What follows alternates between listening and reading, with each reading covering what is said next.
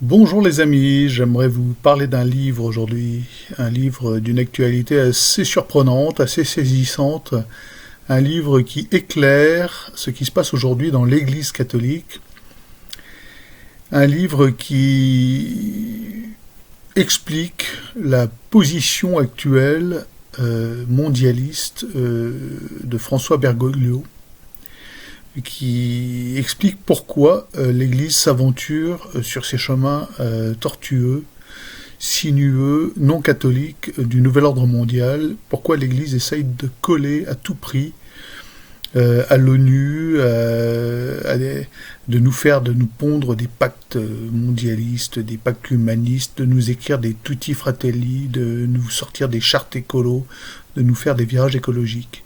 Voilà. Alors, le bouquin, sans plus attendre, hop, c'est un pavé, ça fait à peu près 800 pages, ce que la caméra, voilà. Donc, La maison battue par les vents de Malachi Martin, c'est un gros bouquin. Alors, je vous le décris en quelques mots, c'est un bouquin qui a été écrit dans les années 90 par un prêtre jésuite, pas du tout défroqué. En fait, c'est un père qui œuvrait au Vatican sous Jean XXIII, donc il a connu Jean XXIII, il était secrétaire d'un cardinal.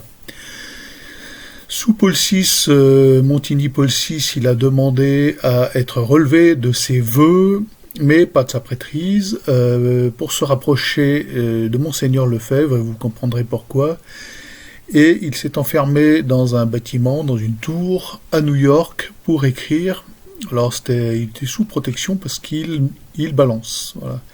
Il révèle ce qu'il a vu et il emploie la technique bien connue des lettres persanes donc c'est celle du roman, pour nous déballer la secte qui œuvre au Vatican tout simplement, et une secte qui est sataniste et qui, au sein du Vatican, met en lieu et place de Jésus-Christ son propre maître, qui est le porteur de lumière, Lucifer, et qui œuvre de manière très concrète par des messes noires. Et cela, c'est depuis Jean XXIII, depuis l'accession au pouvoir, surtout de Paul VI. Donc ce livre explique de manière très très limpide ce que nous vivons aujourd'hui. Pourquoi l'Église catholique nous semble si loin aujourd'hui du catholicisme. Pourquoi, sur la conférence des évêques de France, sur leur site incroyable, on y lutte contre l'antisémitisme, on y lutte pour le virage écologique, on y vend à tour de bras Tutti Fratelli, qui est un texte absolument mondialiste, et il explique donc tous les rouages, comment ces cardinaux, ces prêtres, ces évêques en sont arrivés à rejeter totalement de leur conceptualisation du monde, de leur concept, le péché originel. Donc on ne croit plus dans l'Église catholique, dans l'Église vaticane, on va dire, parce que ce n'est pas l'Église catholique. On ne croit plus dans le péché originel, et on explique tous les tourments de la Terre et de l'univers, du monde visible dans lequel est l'homme, par des faits totalement naturels, un manque de fraternité, un manque d'humanisme, un manque d'égalitarisme, qui engendre la faim dans le monde, la misère, le manque d'éducation, etc., etc. Et donc l'Église catholique a cédé la place clairement à Vatican II, à ces gens qui œuvrent au sein du Vatican, qui sont proprement satanistes, donc qui ont des calottes rouges de cardinaux, c'est monstrueux. Ce livre, c'est plus qu'un roman, c'est vraiment du vécu par Malachi Martin. Et d'ailleurs, tous les personnages, il y a un tableau au début du livre qui donne les vrais noms de ces personnages fictifs, les vrais noms de ces cardinaux, les vrais noms de tous ces gens qui œuvrent, qui fourmillent, qui grouillent autour des papes, et qui veulent à tout prix leur doctrine, c'est le nouvel ordre mondial, et faire que l'Église catholique suive le mouvement, ne soit pas laissée pour compte dans ce nouvel ordre mondial, et au contraire qu'elle en soit le pivot, le centre, on va dire même la clé de voûte dans la création de cette fraternité, cette grande fraternité humaniste, ce grand tout plein d'amour humain, construit de main d'homme, avec l'ONU, avec des traités, à coups de traités, avec les grands imams, etc., etc. Donc c'est un roman absolument prophétique et définitif qui éclaire en fait d'une lumière percutante ce que nous vivons aujourd'hui par l'entremise de Bergoglio. Alors moi je vais pas être aussi radical que les CD vacantistes, c'est-à-dire que je n'affirme pas que Jean-Paul II et Benoît XVI ne sont pas papes. Je m'en explique. Je crois que les choses ne sont pas aussi simples, pape ou pas pape. Je m'en explique. Le pape Jean-Paul II et le pape Benoît XVI maintenaient encore une certaine résistance aux mondialistes, à la secte mondialiste qui s'est emparée du Vatican. Ils croyaient encore, je pense, ou même de manière très claire, au péché originel et à l'influence du péché originel sur tous les maux de la terre et des terriens, voilà, amis terriens, et au salut par la croix en Jésus-Christ. Dès lors que Benoît XVI a été éjecté et que Bergoglio a été mis en place, eh bien, c'est le début de nos emmerdes. Et quand Benoît XVI décédera, passera l'arme à gauche, qui ne saurait tarder puisque c'est un très vieil homme, ça sera open bar pour les mondialistes. Et là, on pourra dire que le siège de Pierre est vacant. Je peux l'affirmer pour Bergoglio parce que pour moi, c'est tellement incroyable et hérétique. Aujourd'hui encore, il vient de décerner un prix au patron de l'ONU. Aujourd'hui, hein, on est le 11 février, il a fait ça aujourd'hui, il a décerné un prix, le prix de la grande fraternité. Il vient encore aujourd'hui d'être acclamé, encensé par toute la maçonnerie mondiale, par l'entremise du grand maître de la maçonnerie mondiale, à savoir le grand maître espagnol. Ça s'invente pas, si vous voulez. C'est pas des choses qu'il réfute, il ne s'en défend pas, il en est fier. Cet homme-là est profondément, il adhère profondément au nouvel ordre mondial et à toutes ses ramifications, et il veut inscrire son Église, enfin l'organisme dont il est responsable, dans la ligne parfaite du nouvel ordre mondial. Il veut, voilà, c'est une espèce d'utopie de créer un monde merveilleux, plein d'humanisme. Voilà. Et Jésus, mort crucifié, déjà Jésus à la crèche, quand on voit ce que Bergoglio fait de la crèche, c'est un mépris total, c'est de l'art moderne et c'est épouvantable. Donc Jésus à la crèche, ça a perdu, ce n'est plus dans l'optique de ces gens, et Jésus sur la croix encore moins. Jésus crucifié pour nous sauver, pour notre salut, c'est quelque chose de dépassé on ne peut plus parler de ça aujourd'hui dans notre monde qui avance, dans notre monde en marche. Le nom du parti du petit Macron, En Marche, c'est tout à fait bien trouvé, c'est les forces de progrès vers un grand humanisme et vers un communisme néolibéral, le communisme 2.0, le renouveau du communisme. Voilà. Ces gens-là ne retiennent pas les leçons de l'histoire, hein. De toute façon, le communisme sous toutes ses formes, parce que Marx disait que le communisme allait muter, qu'il n'avait pas qu'un seul visage. Ce qu'on vit aujourd'hui à travers ces histoires de Covid, c'est du communisme, ça va nous conduire à la spoliation de nos biens, il ne faut pas en douter, à la perte de tout ce qu'on possède au profit d'un organisme monocéphale, unique, mondialiste, composé de quelques personnes, de quelques élites, de quelques ayants droit, qui pourront gérer ce que l'on a le droit de posséder ou non. C'est pas moi qui l'invente, c'est dans la dernière plaquette produite par le Forum économique mondial, par Monsieur Schwab, il y a encore 15 jours. Il nous disait que nous allions vivre sans propriété et vivre heureux. Donc ce genre d'utopie, c'est du sang et des morts, sans arrêt, tout le temps, des millions et des centaines de millions de morts, mais ils y reviennent parce que ces gens-là sont donnés à leur maître, et leur maître c'est Lucifer. Voilà. Donc moi je vous conseille de lire ce livre qui est génial, Une maison battue par les vents. Vous le trouverez, moi je l'ai acheté sur la maison d'édition qui l'édite et qui en a édité la traduction. La traduction est récente en fait. Ce livre n'était accessible qu'en anglais il y a encore un an.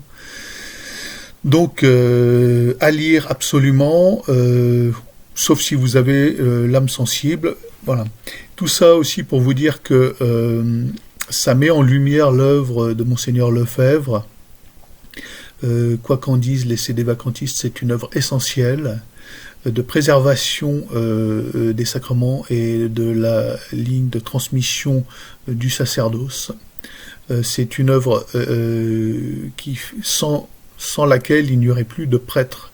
Voilà. Vous pouvez aussi lire un document, ça s'appelle Rore Sanctifica, le 3e tome de Rore Sanctifica, qui est accessible en PDF gratuitement. Vous tapez Rore Sanctifica, dans lequel on explique, l'auteur explique de manière imparable que le sacerdoce de nos prêtres de paroisse, transmis par les évêques actuellement en poste dans la conférence des évêques de France, il y a doute sur sa nature, et dans la mesure où il y a doute, eh bien on ne peut plus l'accepter. Voilà. Ça a beau être pour certains de ces prêtres des hommes aimant Jésus, des hommes de foi, ils ont des pots de saucisson sur les yeux puisqu'ils acceptent Bergoglio et ils acceptent l'avancée de cette église vers le nouvel ordre mondial.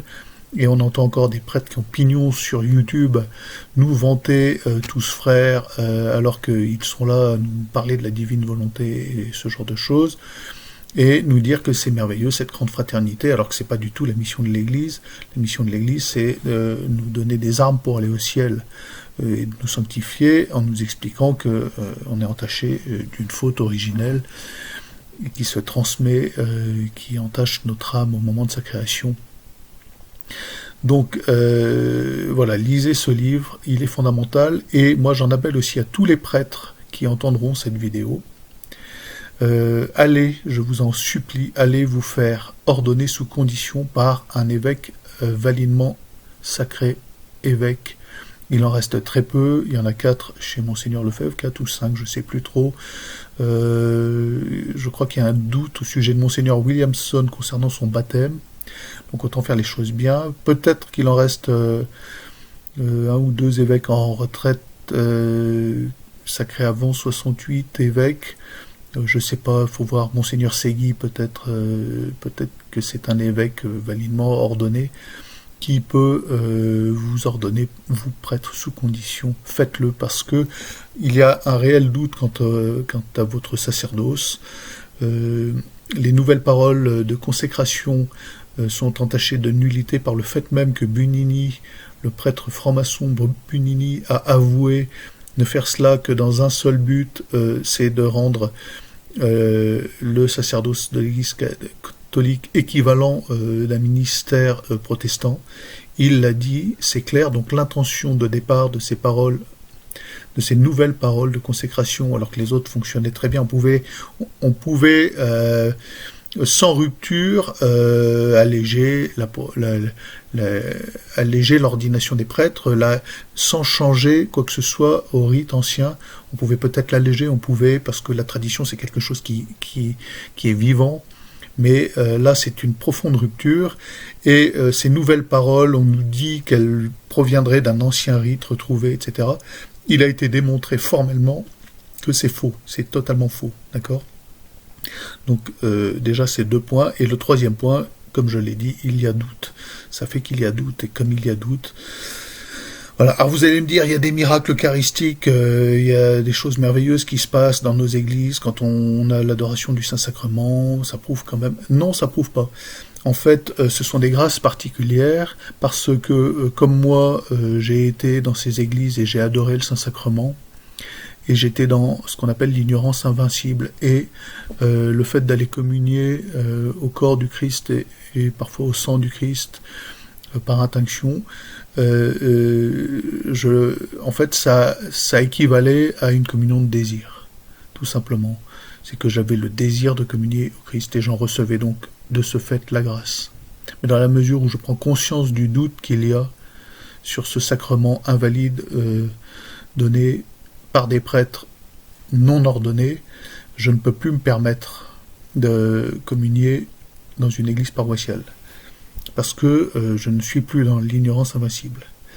C'est aussi bête que ça. Et donc, dans le fait que les bons paroissiens croient réellement communier, il y a des grâces données à ces paroissiens, aussi des miracles eucharistiques, parce que le prêtre croit réellement célébrer l'Eucharistie, et il le fait avec une réelle ferveur, même si c'est au travers d'une messe nouvelle et protestante.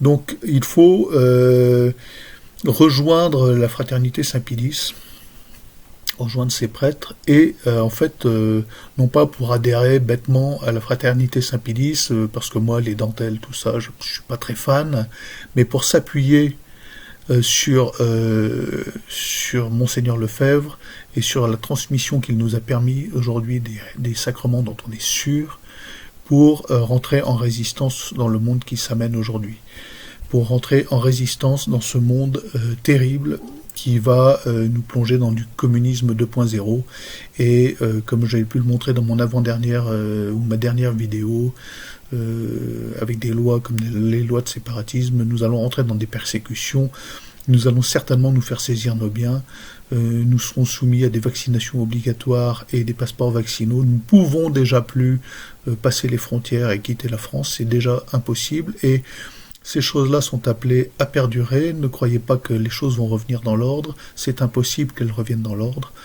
Quand ces gens-là acquièrent ce genre de pouvoir, les gens qui nous dominent, j'entends donc les sectes maçonniques qui nous dirigent actuellement, acquièrent ce genre de pouvoir et voient qu'il n'y a pas de réaction, ça dure. Il n'y a aucune raison qu'ils se disent « Oh, allez, peace and love, on va tout rouvrir, on va vous donner vos libertés. » Non, non. Les choses, c'est un système de vagues, ça va, ça vient, mais c'est un pas en avant, deux pas en arrière. D'accord ? On vous redonne un petit peu de vos libertés et on vous les reprend immédiatement en vous en enlevant une autre. Donc c'est comme ça que ça se passe, et c'est comme ça que d'ici 1-2 ans, nous allons rentrer dans des vraies persécutions antichrétiennes. Voilà, moi, juste, je vous le dis, je devrais peut-être pas, j'ai la chance d'avoir autour de moi 2 prêtres réellement ordonné, un qui est ordonné par la fraternité, par un évêque de la fraternité Saint-Pilice, donc qui est un vrai prêtre qui célèbre une messe, en plus la messe Saint-Pie V, et un autre qui a été réordonné sous condition, qui a fait cet effort d'aller se faire réordonner. Et on a déjà organisé, c'est la messe dans les bois, au secret, dans des lieux secrets. Parce que c'est comme ça que maintenant, moi je peux plus aller à la messe en paroisse, je ne vais pas à la messe masquée et je ne communie pas à la main, déjà c'est rédhibitoire. Et puis vous avez qu'à voir ma lettre à mon curé, enfin ma petite vidéo où je m'adresse à mon curé de paroisse, qui m'a dit que sous confinement il n'allait pas distribuer la communion parce que ça reviendrait à ce que moi, fidèle, je prenne Jésus en otage avec du chantage à l'Eucharistie. Alors que lui, sa mission, c'est au péril de sa vie d'aller distribuer l'Eucharistie. Bon. Voilà, il s'avère que son Eucharistie n'est peut-être pas forcément valide, donc le problème est réglé. Allez les amis, bonne journée.